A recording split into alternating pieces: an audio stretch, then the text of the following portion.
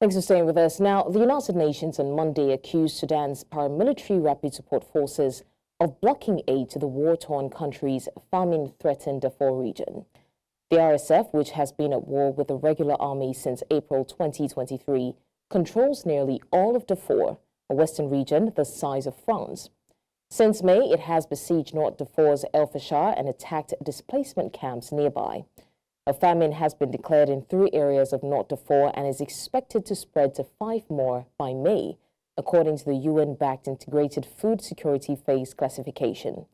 And nearly 7 million people in Darfur are facing crisis levels of hunger, IPC figures show. Now, a mass was held in Kinshasa to call for peace in the east of the Democratic Republic of the Congo. In his sermon, the leader of the church, Cardinal Fridolin Besungu, said, "Dialogue is the sacred key word that can help the country get out of its current situation." Now, other people say it is important to cease fire so that peace reigns in the eastern part of the republic.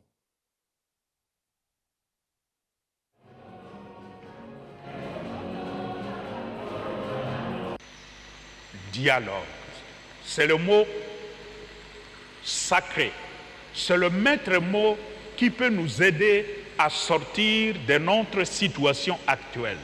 Nous trouverons des solutions à nos crises qui durent depuis des décennies en dialoguant, même avec ceux-là que nous considérons comme des ennemis. Appeler toutes les parties à négocier et à cesser les faits, pour moi, est une décision un peu salvatrice parce que nous constatons déjà que la République démocratique du Congo a perdu près de 3000 personnes. Donc les personnes sont mortes et ça cause en tout cas beaucoup de pertes et beaucoup de soucis. Now, the former EFF spokesperson and member of the parliament, Dr. Mbuyiseni Ndlozi, has officially resigned from the party. Ndlozi confirmed his exit on Monday, revealing that he had already submitted his resignation letter. His departure follows months of speculation after his suspension as resignation from parliament in January. Ndlozi now joins other high-profile exits, including former chairman Dali Mpofu and deputy president Floyd Shivambu. Now, he says his decision came after deep reflection, adding that he has made his contribution to the party and is now stepping away from politics. The EFF is yet to release an official statement on his resignation. And now, to discuss this, we're joined by a political analyst, Professor Ntsikelelo Breakfast. He joins us from Qheberha, Western Cape. Thank you so much, Prof, for joining us. Thank you very much for having me.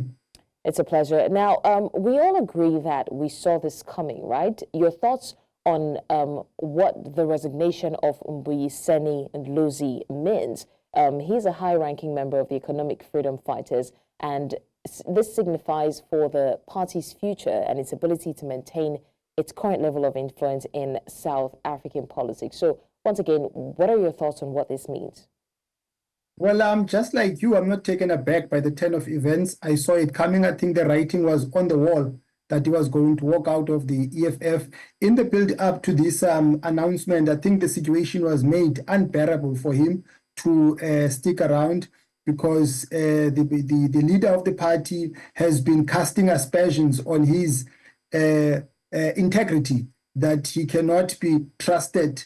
I think what broke the camel's back was the fact that Ndlozi has been well aware of the decision that Floyd made to leave the party before he announced it in public. And I think that did not sit well with Julius Malema. And the fact that when Floyd left the party, Ndlozi did not defend the party when it was under attack. So I think those are some of the things that have made Malema and other people in the EFF to cast aspersions on his personality. But I think it's a blow, though, because, I mean, the guy, he has a highest qualification. He's got a doctoral degree, and he has contributed positively to the party. And he is popular amongst the rank and file. There seems to be a thin line, in my opinion, between discipline and purging. I think Ndlozi was purged for holding different political views as opposed to the views that are held by the leadership. And I think the party is really having a challenge of keeping some of its members, because he does have supporters. And the question is, those who support him, are they going to stick around after he has left, or are they going to live with him? Right. And what would you say are the potential consequences for Julius Malema's leadership style and decision-making processes that are within the party, given the loss of key members? Most of the decisions of the EFF, they revolve around the personality of Julius Malema. He makes decisions on top and bring them down to the bottom without getting a mandate from the rank and file. His personality is overbearing on the party, and those who dare to question him are elbowed by him and by his henchmen. So, I mean, that is making the party to limp, you know, and not grow in terms of attracting more members. And we saw the party of late not doing very well electorally. It dropped by, I think, 1% or 2%. And it has had a slippery slope, because the party was in number 3, if I'm not mistaken, but now it has been overtaken by MK. That is also due to the personality of Julius Malema. Okay. Also, before I let you go, how would you say that the EFF's reliance on Malema's charismatic leadership and his personal brand contributes to its vulnerability to resignations and internal conflict? And what steps can the party take to develop a more robust and sustainable organizational structure? Well, first of all, Malema does have strong points. He is charismatic. He was politically baptized at the tender age. He understands the do's and don'ts, the ins and outs of politics. So he is a good leader, but also he does have weaknesses which are contributing negatively to the party. So to salvage the party, I think the party needs to deepen democracy, whereby decisions are made in consultation with the branches. There is a saying that says that the strength of any political party lies with the branches.